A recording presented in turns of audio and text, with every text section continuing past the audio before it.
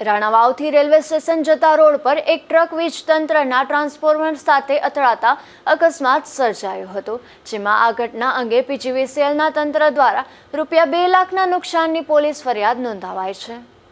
બનાવની વિગત અનુસાર રાણાવાવથી રેલવે સ્ટેશન જતા માર્ગ પર આસોપાલવ સોસાયટી નજીક પીજીવીસીએલનું એક ટ્રાન્સફોર્મર આવેલું છે, જ્યાં ટ્રક ચાલકે ટ્રકનો કાબુ ગુમાવતા ટ્રક સીધો પીજીવીસીએલના થાંભલા સાથે અથડાતા કોઈ મોટો અકસ્માત થતા રહી ગયો હતો।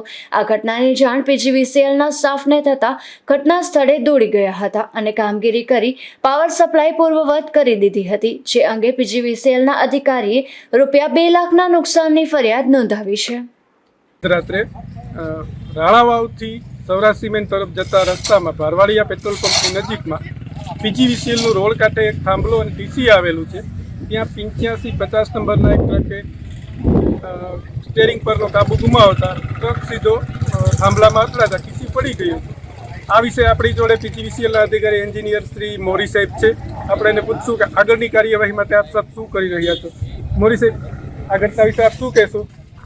આ ઘટના વિશે ગઈ રાતે જે મધરાતે જે ઘટના ઘટેલ હતી એના માટે અમારા એક ટ્રાન્સફોર્મરનું ડેમેજ થયેલું છે અને એના માટે અમે આગળની પોલીસ કાર્યવાહી કરેલી છે।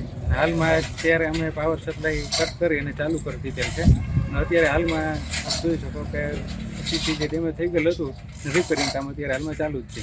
આમાં સાહેબ અંદાજે કેટલો ખર્ચો આવેલો છે? અંદાજે આમાં 2 લાખની આજુબાજુમાં જે ખર્ચો આવેલો છે જે સીસી ડેમેજ થઈ ગયેલો છે।